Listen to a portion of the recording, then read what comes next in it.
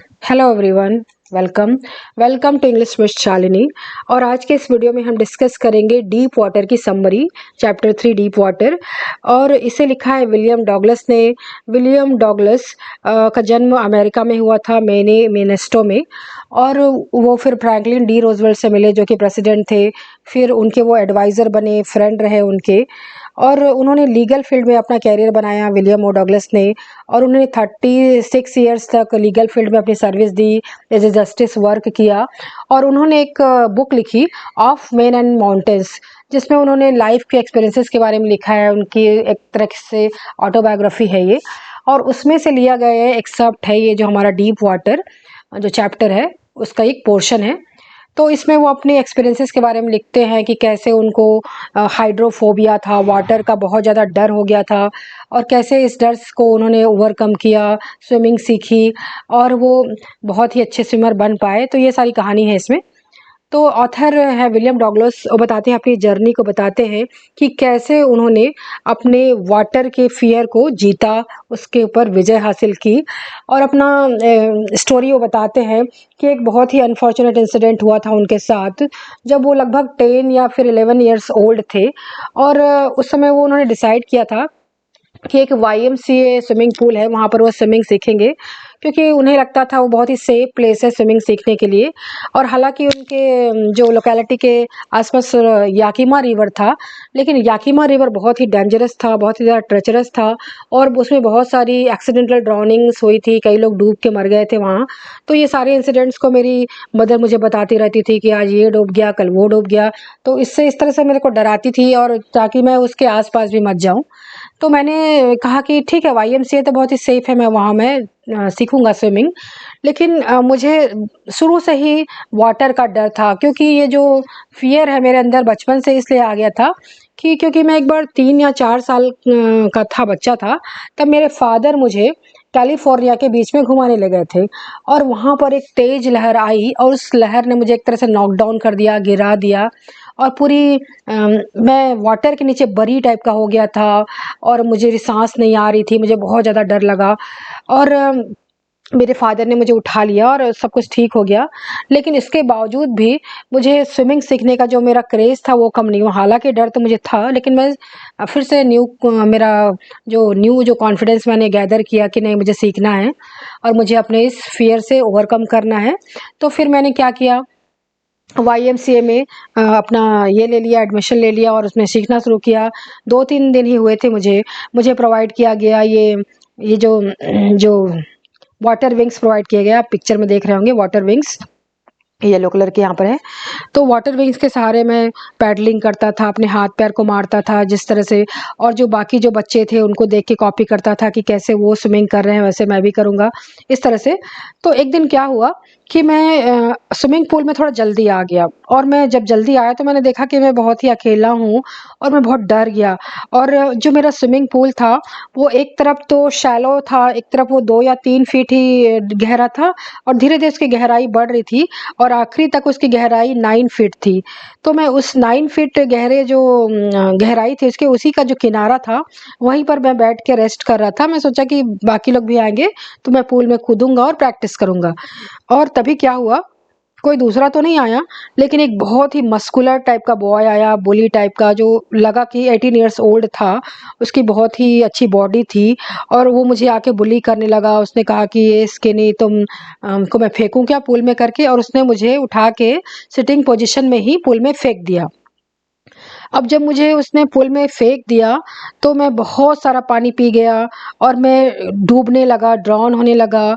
लेकिन मैं बहुत डर गया, बहुत ज़्यादा डर गया। लेकिन इतना भी नहीं डरा कि मैं बिल्कुल भी मेरे होश ही ना हो। मैं अभी भी मेरे जो इंटेलिजेंस है काम कर रही थी, और मैंने सोचा, मैंने अपने माइंड में एक प्लान बनाया कि ठीक है, मैं गिर रहा हूँ, लेकिन मैं जैसे ही नीचे जाऊँगा, फ्लोर को मेरा जो फीट है टच करेगा, तो मैं ज़ोर से किक मारूँगा और सरफेस के ऊपर तक आ जाऊँगा।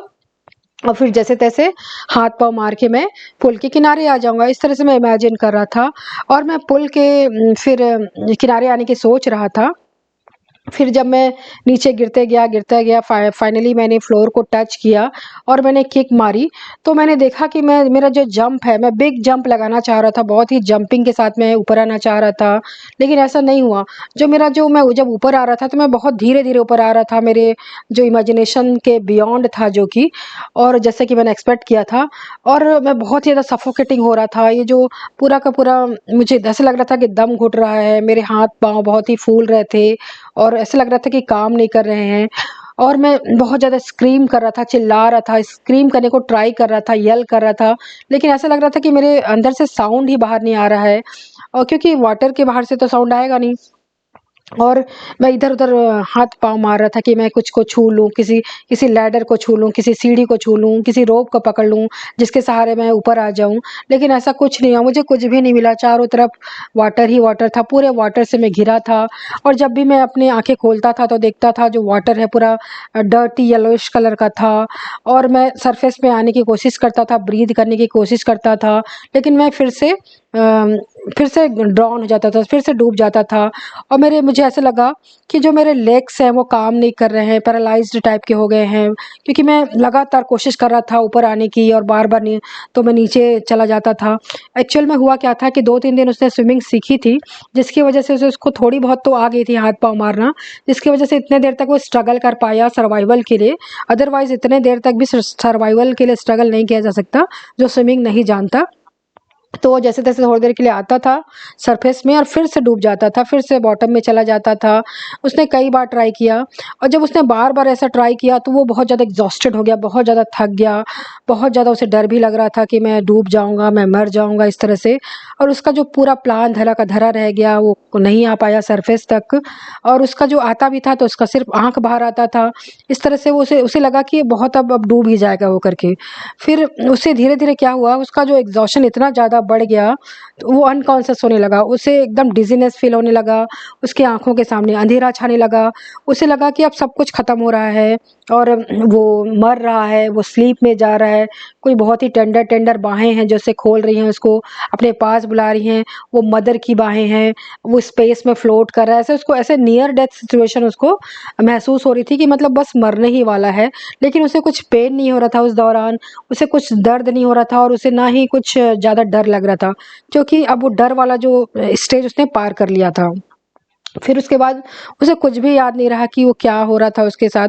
फिर वो बस कहता है कि फिर मैंने देखा कि बस मैंने लोगों को बात करते देखा, और मुझे उल्टा मतलब लेटा दिया गया था, और मैं वोमिटिंग कर रहा था, मेरे अंदर से पानी को निकाला जा रहा था, और मैंने देखा कि वो जो किड था जिसने मुझे फेंका था वहाँ पर, जो बुली काइंड ऑफ पर्सन था, उसको सब लोग बोल रहे थे कि तुमने ऐसा क्यों किया, इस बच्चे को क्यों पूल में फेंका? तो वो कह रहा था कि I was just kidding around, मैं जस्ट मज़ाक कर रहा था इस तरह से।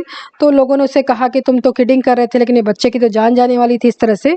फिर उसके बाद मैं बहुत ज़्यादा शेक कर रहा था और इमोशनली वीक हो गया था, फिज़िकली भी वीक हो गया था, और फिर मुझे लॉकर रूम में ले जाया गया। उसके बाद फिर बहुत कई घंटों के बाद मैं घर को गया, और घर में रात को मुझे नींद नहीं आई, मैंने खाना भी नहीं खाया। वो जो डर था वो मुझे हॉन्ट करता रहा कि मैं किस तरह से नियर डेथ सिचुएशन से मैं गुज़रा हूँ इस तरह से। और ये जो ऐसा लगा कि अब मैं कुछ भी बड़ा काम नहीं कर पाऊँगा, कहीं पर भी बिना डरे कुछ कर नहीं पाऊँगा, इस तरह से मुझे लग रहा था। और कुछ भी स्विमिंग-विमिंग कोई भी वाटर एडवेंचर नहीं कर पाऊँगा इस तरह से, क्योंकि वो जो डर था मुझे पूरा हॉन्ट कर रहा था। फिर जब मैं देखता था अपने दोस्तों को घूमते, स्विमिंग करते, बोटिंग करते, तो मुझे भी लगता था कि मैं उनके साथ जाऊँ, फिशिंग करूँ, बोटिंग करूँ, लेकिन ये सब मैं नहीं कर पा रहा था क्योंकि मेरा डर मेरे ऊपर हावी था। और मैंने इस डर को एलिमिनेट करने की बहुत कोशिश की, बहुत ही ज़्यादा कोशिश की, लेकिन मैं इस डर से बाहर नहीं आ पा रहा था।